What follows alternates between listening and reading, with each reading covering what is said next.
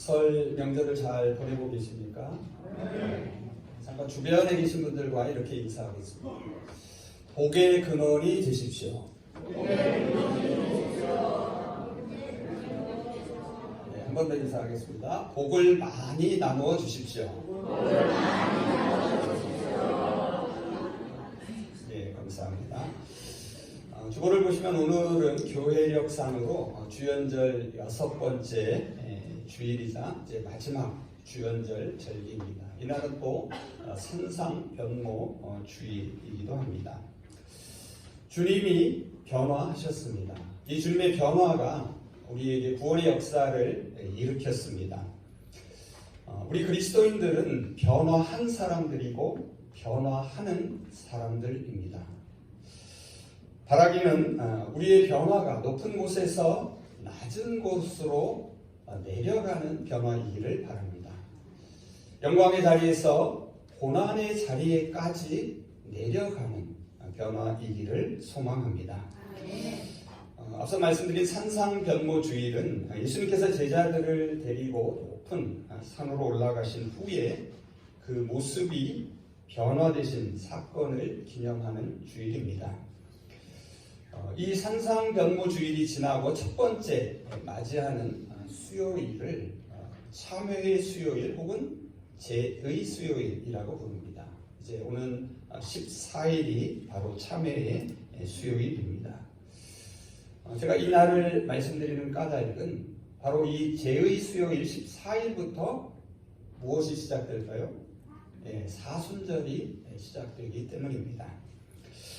올해 사순절은 부활절 전날인 3월 30일 토요일까지 수요일, 오는 수요일부터 주일을 제외한 40일 동안 계속됩니다. 그래서 오늘 아마 여러분 주보와 함께 이 사순절 묵상 자료를 다 받으셨을 텐데요. 이 묵상 자료를 참고하셔서 이 사순절 기간에 또 말씀과 기도에 전념하면 좋겠습니다. 오늘 본문은 예수님께서 변화하신 이야기입니다. 그런데 이 이야기는 마태, 마가, 누가, 요한을 제외한 3개의 복음서에 모두 나옵니다. 그만큼 중요한 사건이다라고 말할 수 있습니다. 자, 그런데 이 사건을 오늘 읽은 마가복음에서의 문맥에서 살펴보면 주님의 순환과 죽음과 부활에 대한 예고, 그리고 그 주님을 따르는 제자들에 대한 말씀, 그 이후에 곧바로 오늘 이야기가 등장합니다. 자, 이러한 문맥은 오늘 본문이 의미하는 바를 우리에게 분명히 말해줍니다. 마가복음 8장 30절 이하에서 예수님은 드디어 자신의 죽음과 순환에 대해서 예고하십니다. 자, 그러자 예수님을 메시아, 곧 그리스도로 믿고 고백한 베드로는 큰 충격과 혼란에 빠집니다. 왜 그랬을까요? 자신이 생각했던 메시아는 고난을 받거나 죽을 수 없었기 때문입니다. 당시 유대인들은 이방 민족의 지배를 오랜 동안 받고 있었습니다. 극심한 고통 가운데 있었습니다. 그래서 옛날 다윗의 왕조의 영광을 다시 되찾아줄 메시아를 간절히 기다리고 있었습니다. 그런데 그 메시아로 믿고 따랐던 예수님께서 자신의 순환과 죽음을 말씀하십니다. 그래서 베드로는 예수님을 붙들고 그리하지 말라고 말리기 시작합니다. 그때 예수님은 베드로에게 무엇라 말씀하십니까? 사탄아 물러가라 라고 꾸짖으십니다. 사실 복음서에서 예수님께서 누군가에게 사탄이라고 말씀하신 적은 거의 이곳이 유일합니다. 베드로 안에 역사한 사탄의 생각을 책망하십니다. 하나님의 일을 생각하지 않고 사람의 일을 생각하고 있기 때문입니다. 앞서 말씀드린 대로 내 뒤로 물러서라 라고 말씀하십니다. 무슨 말입니까? 앞서가지 말라는 뜻입니다.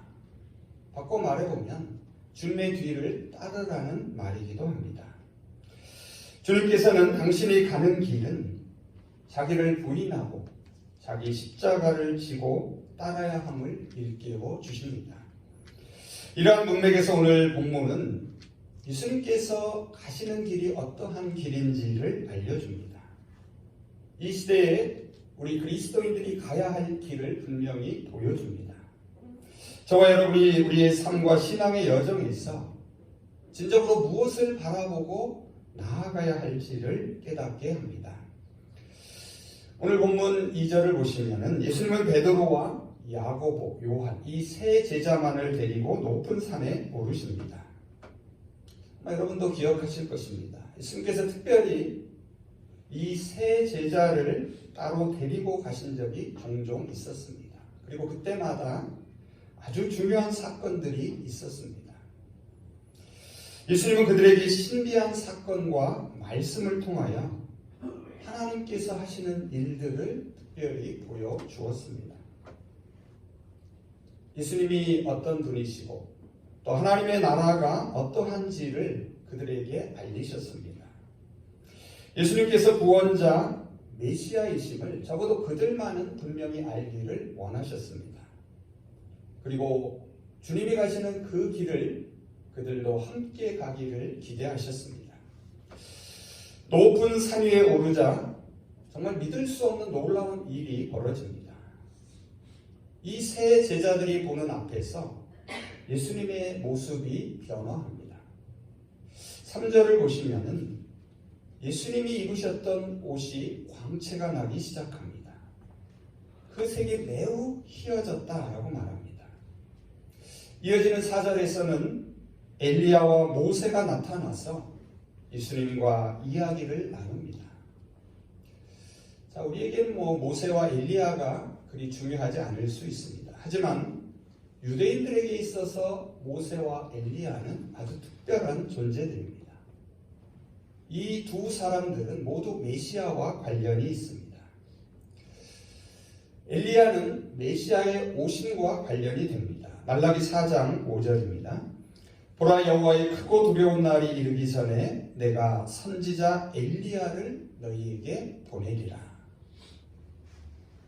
모세도 메시아와 연관이 있습니다. 신명기 18장 15절입니다. 내 하나님 여호와께서 너희 가운데에 내 형제 중에서 너를 위하여 나와 같은 선지자 하나를 일으키시리니 너희는 그의 말을 들을지니라.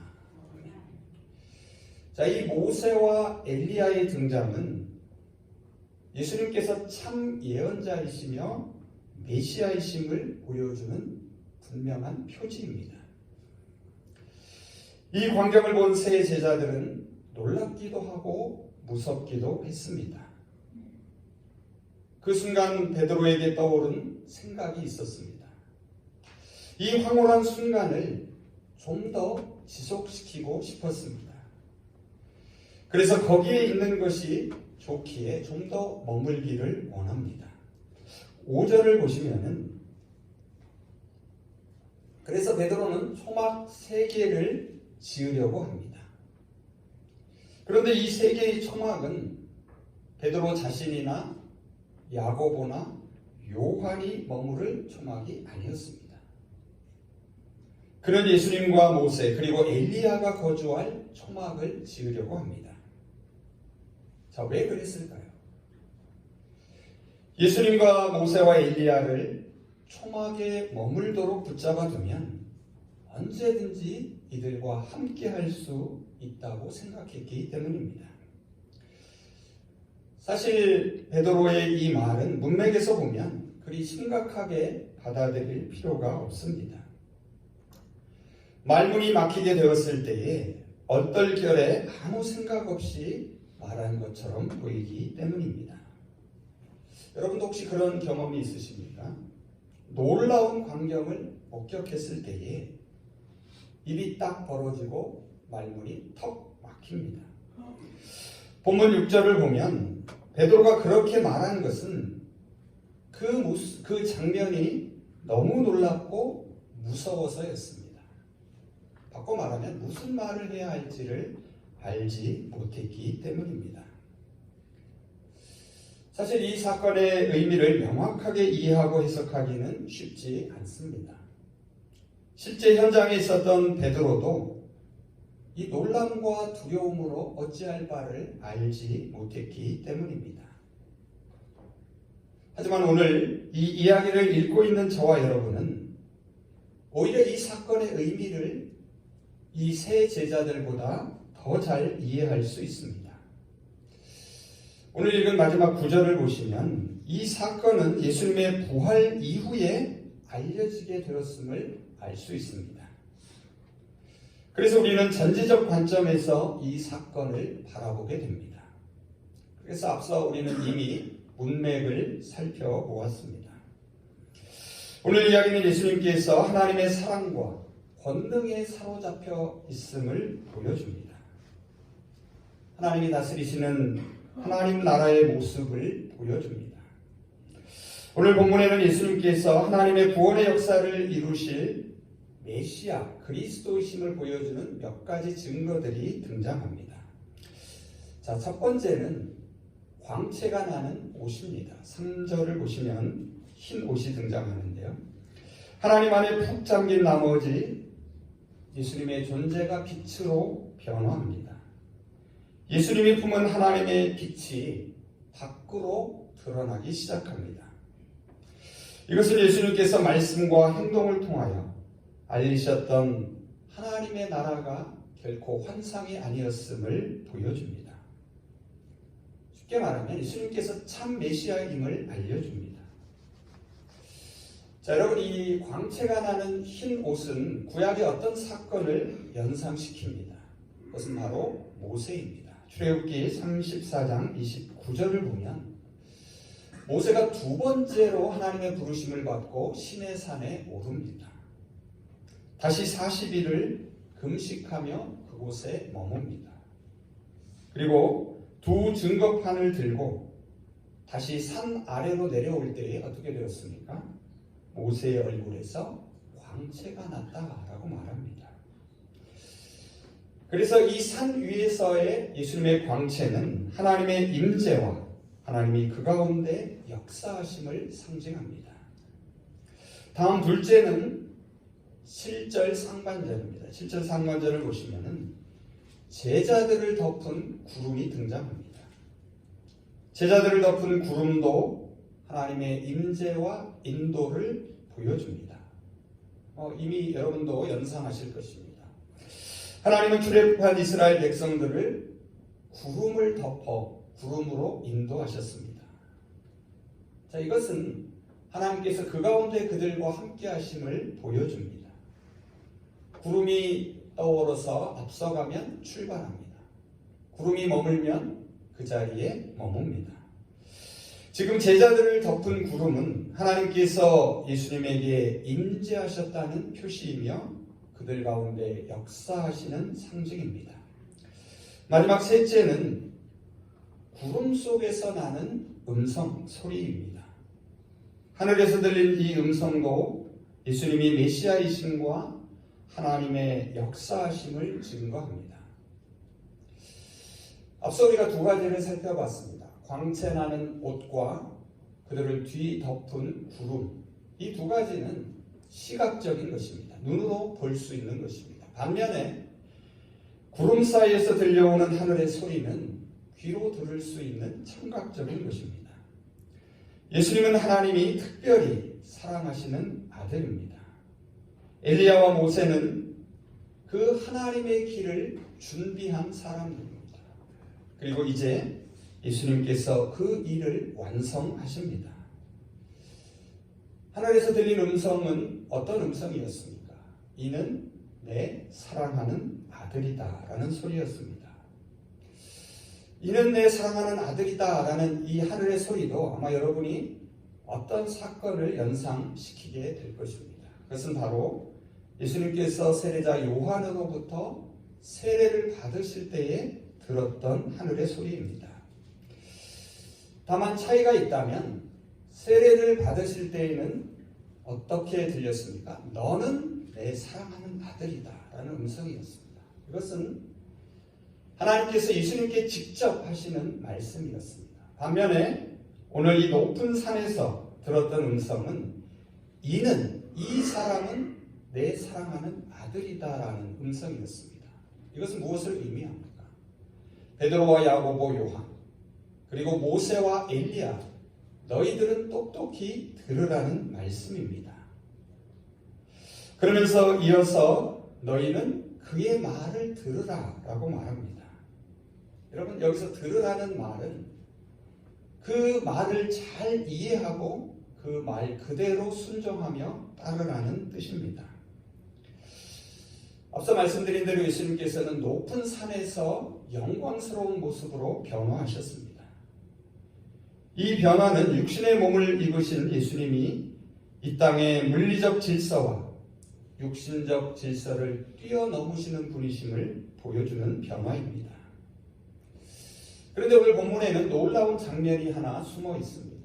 그것은 무엇인가 하면 오늘 본문을 자세히 들여다보면 예수님은 2번 변화하셨다는 사실입니다.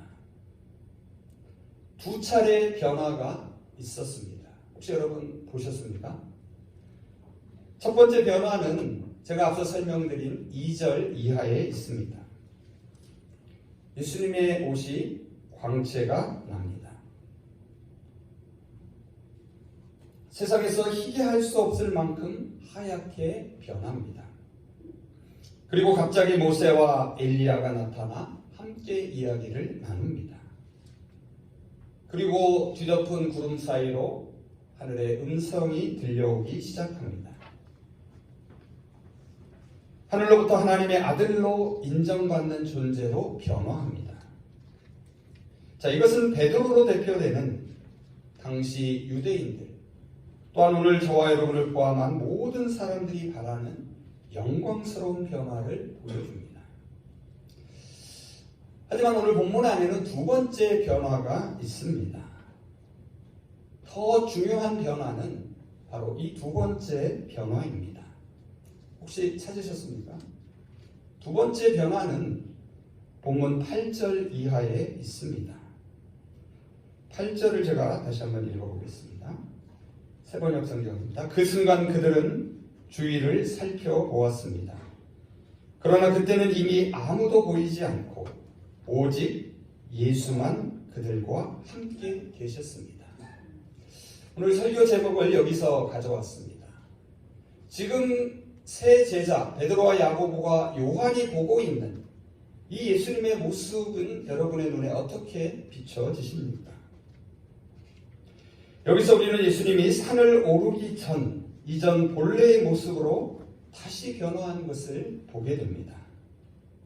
이제 광채가 사라집니다. 엘리야와 모세도 더 이상 보이지 않습니다. 구름도 사라집니다. 하늘의 음성도 더 이상 들리지 않습니다. 예수님은 이전의 평범한 일상의 모습으로 다시 변화하십니다. 본래 하나님이셨던 예수님께서 인간의 몸을 입은 성육신 사건을 보여줍니다.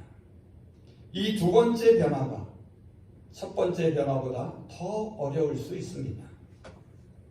우리가 주목해야 할 변화는 바로 이 2번째 변화입니다. 이것은 높은 곳에서 낮은 곳으로 내려오는 변화입니다. 영광의 자리에서 고난의 자리까지 나아가는 변화입니다. 그런데 더 놀라운 것은 이 낮아짐과 고난의 자리로의 변화가 9월의 놀라운 사건을 일으키는 변화라는 사실입니다. 우리에게도 이 모든 말씀이 수수께끼처럼 들릴 수 있습니다. 우리는 이 이야기에 나오는 것 같은 신비하고 극적인 일들을 잘 경험하지 못할 수 있습니다. 그래서 여전히 저와 여러분은 높은 산으로 주님을 따라 올라가야 합니다. 그리고 거기서 하늘로부터 소리를 들어야 합니다. 하나님이 사랑하는 아들 예수 그리스도의 말씀을 또한 들을 수 있어야 합니다. 그곳에서 주님만이 함께 하시기를 바랍니다. 주님이 저와 여러분에게 부활의 소망을 주시고 다시 산 아래로 내려갈 수 있는 힘을 주시기를 바랍니다. 여러분, 오늘 이야기는 높은 산으로 올라가는 것으로 시작합니다. 그리고 산 아래로 내려오면서 끝납니다. 산을 오르는 것보다 산을 내려오는 것이 더 힘들다고 말합니다. 산 아래는 우리가 살아가야 할 실제 삶의 현장입니다. 우리가 하나님께로 올라가려는 것은 이 땅에서 하나님과 함께 살아가기 위함입니다. 우리가 주일을 정하여 하나님을 예배하는 것도 6일 동안 세상에서 하나님과 함께 살아가기 위함입니다. 지금 우리가 함께 드리는 이 주일에 드리는 일부 예배는 이제 월요일부터 시작되는 일상에서 드리는 2부 예배로 반드시 이어져야 합니다. 이제 말씀을 정리해 보겠습니다. 베드로는 높은 산, 거기에 머물기를 원했습니다. 거기는 산 꼭대기입니다. 세상을 내려다볼 수 있는 곳입니다. 영광스럽게 빛나는 모습으로 변화한 주님과 함께 있는 곳입니다. 제자들이 바랐던 영광의 자리, 승리와 환희의 자리였습니다. 하지만 주님은 거기에 머물지 않으십니다. 산 아래로 먼저 내려오십니다. 지금 저와 여러분은 어디에 있습니까? 아니, 어디에 머물기를 원하고 계십니까? 우리가 주님과 함께 머물고 싶은 곳은 어디인지를 이 시간 깊이 생각해 보시기를 바랍니다. 제자들은 빛나고 영광스러운 모습으로 변화한 주님을 바라봅니다. 그리고 그 주님과 함께 거기 머물기를 원했습니다. 하지만 주님은 다시 본래의 모습으로 변화하십니다. 제자들을 데리고서 앞서 산을 내려오십니다. 우리는 영광스러운 주님의 은총을 이미 경험한 사람들입니다. 그래서 높은 곳, 성공의 자리에 머물기를 원합니다. 고난과 실패는 하나님이 기뻐하시는 것이 아니라고 생각합니다. 하지만 오늘 변화산 이야기에서 주님은 우리에게 큰 깨달음을 주십니다. 주님 없는 승리와 영광보다는 주님과 함께하는 그 십자가의 길이 진정한 영광과 승리임을 보여주십니다. 여러분, 높은 산 영광의 자리는 잠시입니다. 주님의 하얀 옷과 광채도 순식간에 사라집니다. 함께 있던 모세와 엘리야도 더 이상 볼 수가 없습니다. 주님은 혹시나 제자들이 미련을 둘까봐 앞서서 산 아래로 내려가십니다. 이제 제자들의 눈앞에는 산 아래 현실이 기다리고 있습니다. 하지만 영광의 주님이 초라하고 보잘것없는 이 땅의 현실 가운데 나타나셨습니다. 주님이 함께 계십니다. 주님이 지신 십자가가 이것을 잘 보여줍니다. 세상이 부끄러워하는 실패와 절망, 고통과 죽음을 주님은 십자가에서 경험하셨습니다. 그리고 부활의 영광으로 다시 살아나셨습니다. 이제 우리는 이 땅의 실패와 절망을 부끄러워하지 않습니다. 이 땅의 고통과 죽음까지도 두려워하지 않습니다. 하나님의 진정한 은총은 높은 산이 아니라 산 아래 이 땅에 임하기 때문입니다. 산 아래 일상의 삶에서 그 주님이 우리를 만나 주시기 때문입니다. 우리의 신앙은 일상에서 천상을 바라보는 것입니다. 절망에서도 소망을 바라보는 것입니다. 십자가의 고난과 죽음에서 부활의 영광을 찾아내는 것입니다. 주님이 다시 평범한 모습으로 변화하시니 우리의 삶을 새롭게 변화시키기를 바랍니다. 그 주님이 우리와 여기서 함께 하십니다. 주님이 다시 산으로 내려오시니 우리의 삶의 위로와 용기와 힘이 되시기를 바랍니다. 이제 오늘 본문 7절 이하의 말씀을 공동 번역으로 읽으면서 설교를 마치겠습니다.